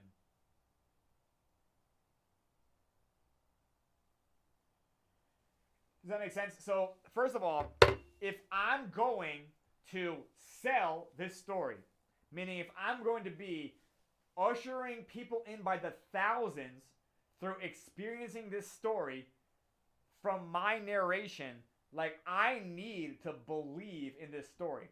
And like not just believe in it like, oh yeah, I believe that it's believable or that's feasible, but like believe in the value of it. Like believe in the work that got put into it. Okay, great question.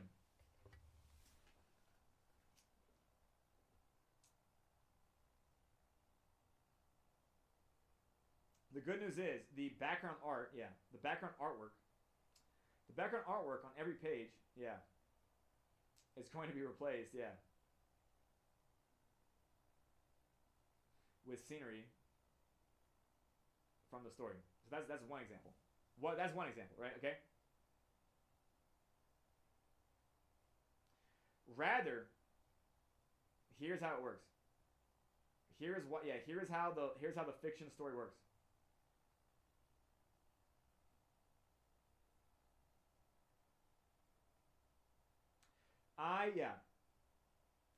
I concluded that fundamental analysis was this project's I guess you could say solution. Do you remember this? Right, so therefore, yeah. Therefore, I have to think, what is the simplest like FA method I could teach strangers on the internet? So I came up with the P5Q,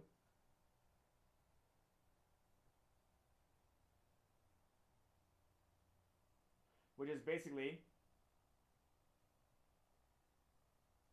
when buy, when sell,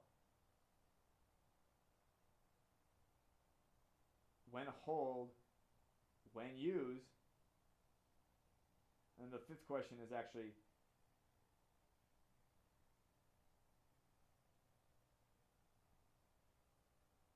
okay. P5Q.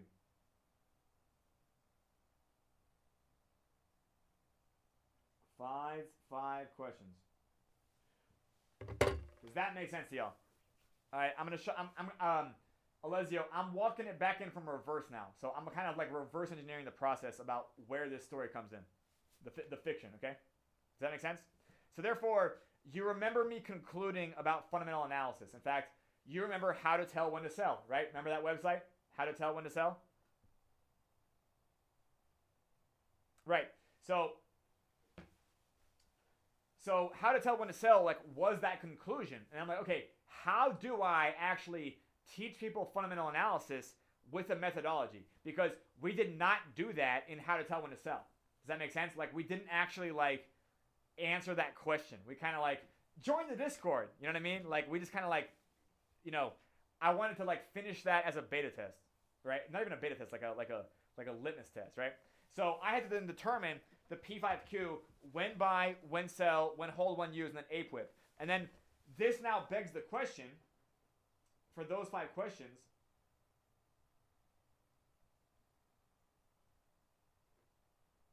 you have this sub question, which is why. Does that make sense? So every question, yeah. So every question is a when and a why.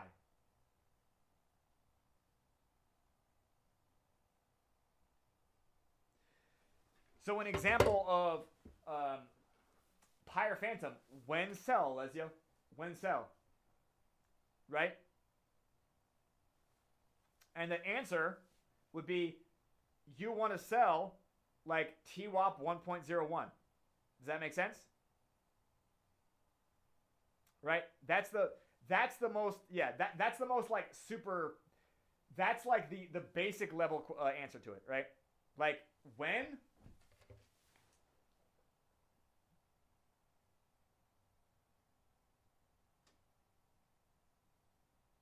TWAP 1.01, right? Makes sense. But then the question is why?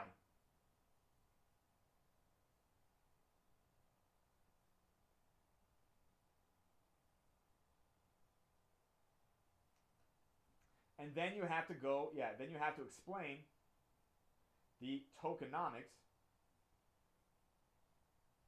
right? Now in order for me to explain the tokenomics,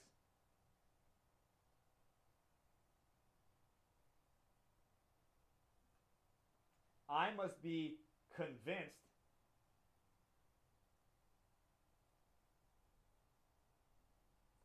the person who is being taught the tokenomics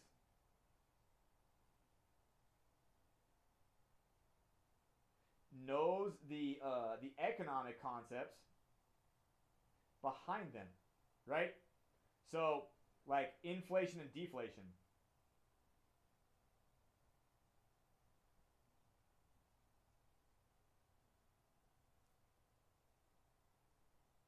Right? Would you guys agree that inflation and deflation are like probably like 2 of the most important concepts to grasp this project?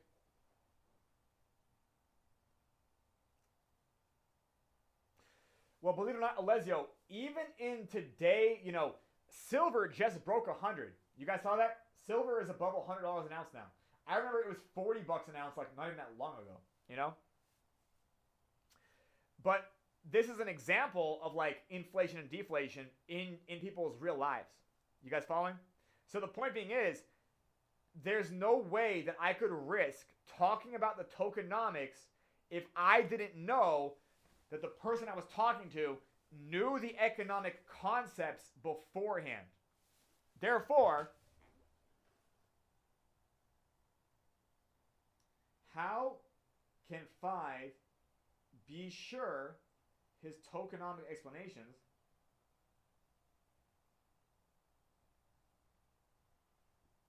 are being taught to people who understand him?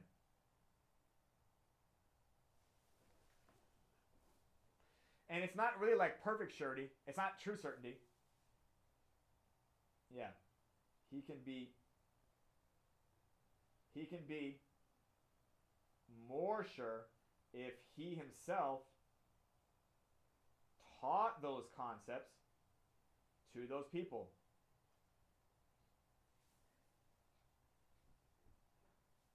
Make sense? Well, now we have another problem.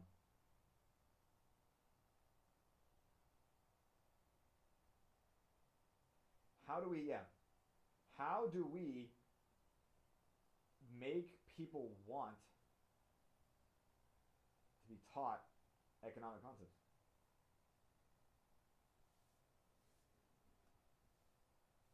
Yeah. Before we can educate them, before you can educate anybody, you must first motivate them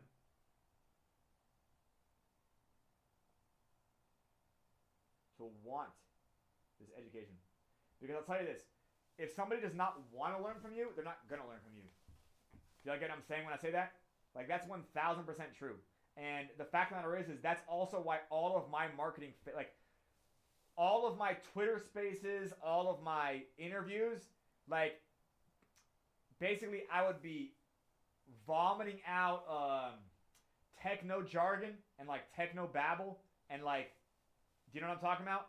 Like, I was talking about, like, the way central banks work, and I was dropping 4-syllable words. Vibratility. You know what I mean? Like, I'm not walking that word back, but, like, we don't lead with vibratility. Does that make sense? We don't lead with the velvet rope pattern. We don't lead with tomb forks. Does that make sense?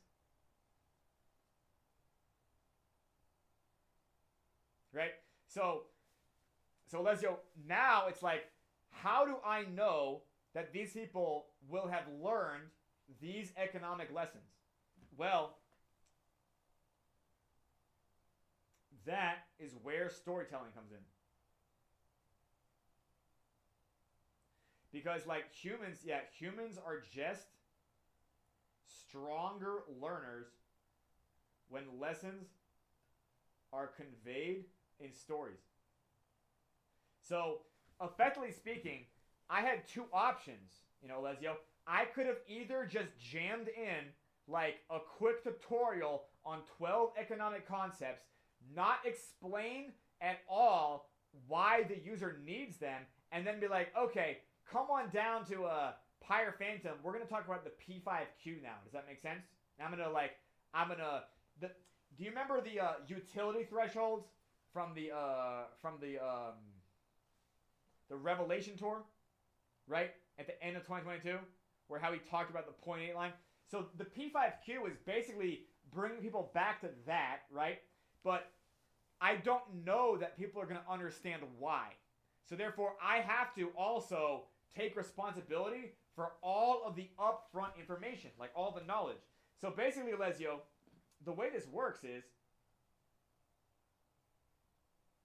I had to identify everything they needed to know. Then I had to like build a chain of concepts. Then, like, this project is crazy. Then I had to write a storyline where the protagonist could also learn these concepts in that exact order.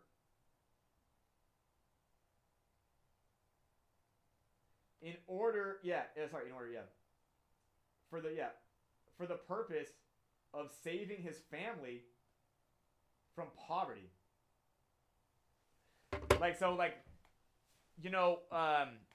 What Alexi was saying, like, George Lucas. Do you know who Joseph Campbell is, Alexi? Let's talk about Joseph Campbell. Yeah.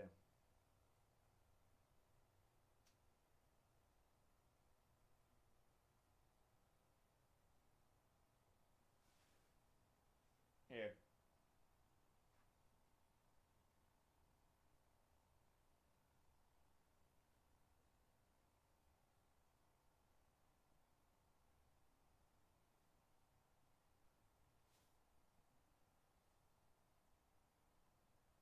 Okay. So George Lucas, like, deliberately befriended this guy. So I have Joseph Campbell's book, by the way. Does that make sense? So what that means is, across cultures, there's a common structure or a one story. That's called the monomyth. And it literally means that like it's that like it literally says it right there. Departure, leaving the known. Then you do initiation, which is trials and mentorship, and then return, which is then bringing wisdom back to the community. And like the reason this is just so archetypal is because men used to like leave the. Did we fucking lose? All right, hang on. The reason this is so well understood is because back when we were Paleolithic or Neolithic, men would go hunting, they would go scouting, and then they would come back, and they would have these stories to tell every time they came back. Does that make sense to you guys? So like the reason storytelling is so entrained in our brain is that you always wanted to hear what other people experience out in the woods, because that is how you would like learn the lay of the land. Does that make sense to you guys? Like they didn't even have maps back then. Do you guys know what I mean? Like there wasn't maps. There was just storylines fanning out from the camp. Do you guys get what I'm saying? So the point, yeah. Like I am very proud of this project because like the level of design and the way we're doing this is kind of crazy, but everything makes sense. Like everything makes sense. So if you understand like what my problems are and how I solve them, first I'm like, okay, I need to tell people that fundamental analysis is in this project. Therefore, fundamental analysis, you still have to kind of like pick a methodology. Does that make sense? Like there are various methodologies in fundamental analysis. So I then had to develop a methodology for fundamental analysis, okay? And that was the P5Q. Does that make sense? That's the most basic one. There's other ones too we can probably make, but then I had to make sure that they could understand the reasoning behind the P5Q. In order to make sure of that, I had to teach them all the concepts beneath P5Q. There's not that many. There's only like 12. Like there's less than 12. Does that make sense? A lot of it hinges on inflation and deflation. However, in order to teach people inflation and deflation, I have to teach them all the stuff they need to know before inflation and deflation. Does that make sense? I can actually have the sheet running up.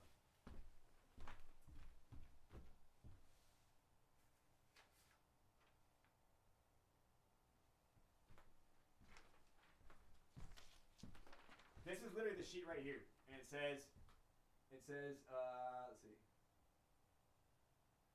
concept sequence and schema for the investment of Fergus Pembroke. Do you guys see it right there? Can you guys read it? Concept sequence. Okay. This is cooling out the camera for fucking reading. Oh yeah, you and me both. But Alessio, I have in fact got it scrutinized outside of just my own brain, right? Like, so I'm not. I have involved other people in this blueprint. Does that make sense? So like here, I'll take a picture of what's on my lap.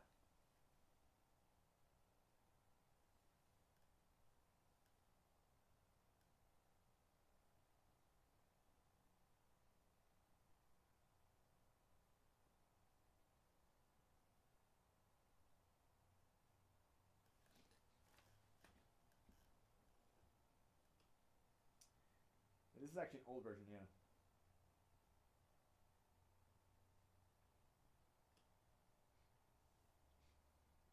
Okay, so these are the actual, yeah, so Dell, Porcelain, Nida, Yatradine. These are characters, yeah.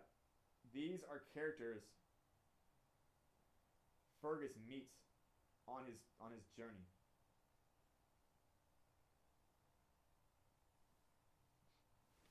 Make sense to y'all? Dale is actually the guy who owns the oh shit.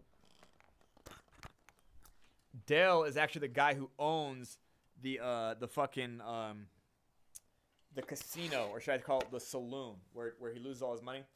Dale is the demigod as well. If you guys want to know who's the demigod, well, that's Dale.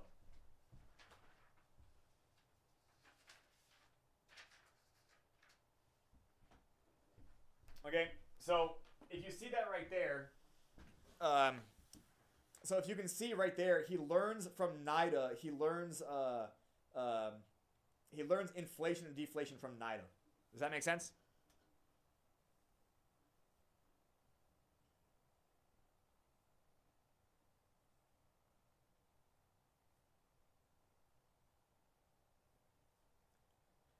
This is like,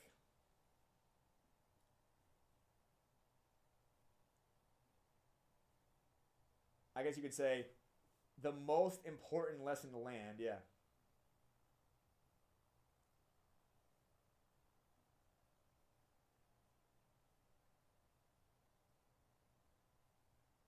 Okay. All the stuff after NIDA, yeah. All the stuff after NIDA is like bonus lessons, but they begin letting me like branch more lessons out. Yeah. Branch more lessons out like a tree. Does that make sense? Right? So like I would say that arguably they need to know the they need to just get to the first 8. Does that make sense? Like I would say the first 8, yeah. The first 8 are kind of like, this is the passing score. The ones after are like extra bonuses. And they do help. They do help. I wouldn't add them in if they weren't going to help. But yeah, I'm going to focus on NSC. I didn't expect to stay on here so long today, but you asked, whoever did asked the right question. Yeah.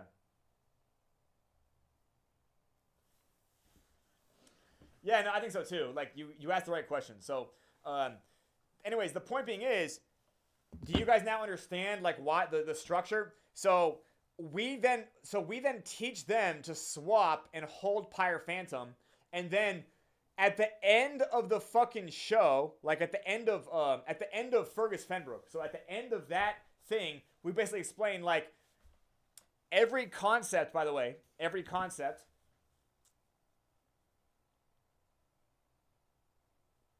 is taught. Yeah, is taught using like text on screen and rhetorical devices, often poetry.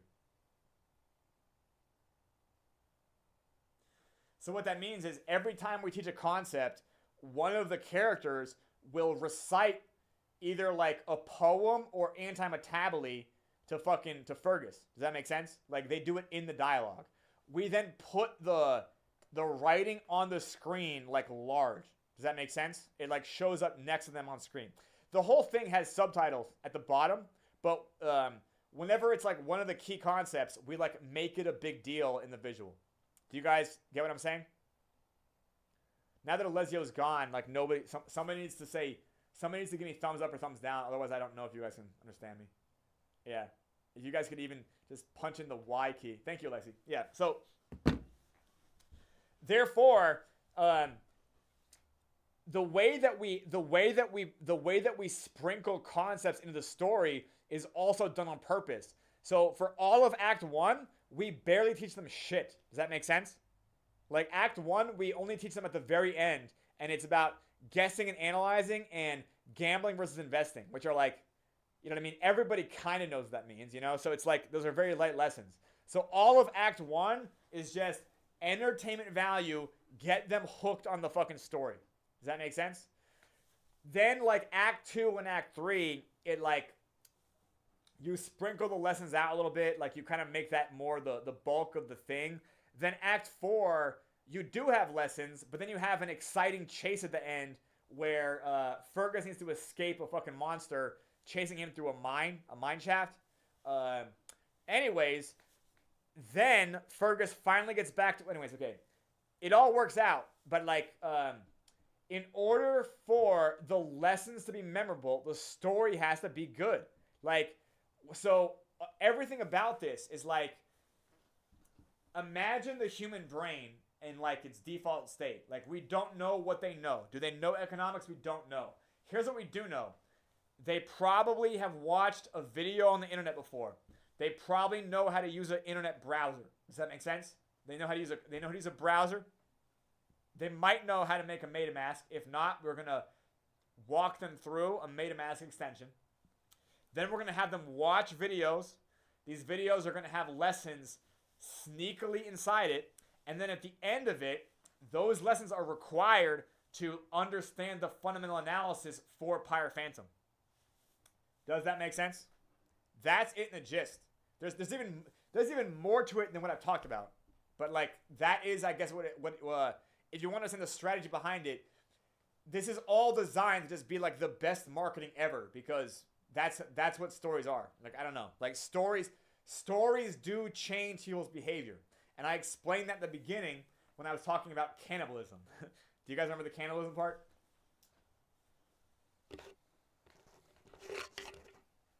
Okay. Anyways, I hope that this stream was useful to you.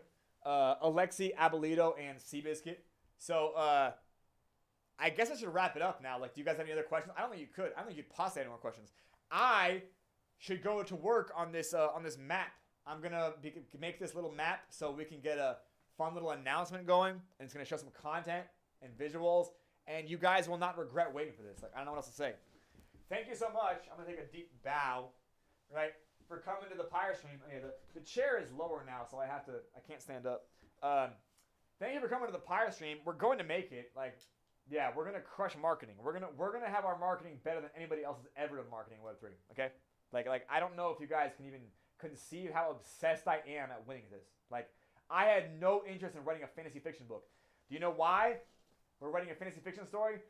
Because the project got named Pyre, and that wasn't even my decision. So like, my other teammates voted on PYRESWAP as the name. Thank you, Seabiscuit. And that is why I just got done, and I'm still writing this fucking story. This is why I've been writing a fantasy fiction story about a fucking wizard for the last year, okay? Just being honest. So, like, would you guys ever do that? If somebody else randomly voted on a name and, like, pigeonholed you into fantasy fiction, and now the only way to win is to write, like, a fantasy fiction epic. Like, it's a 4-act story. It's got 4 fucking acts, my guy. Yeah, but this is what it takes. This is what the job requires of me. So this is what I delivered. Thank you, guys. Have a great rest of your day. We'll see you next week. Thank you, Abolito. I appreciate it. Have a good one, everybody.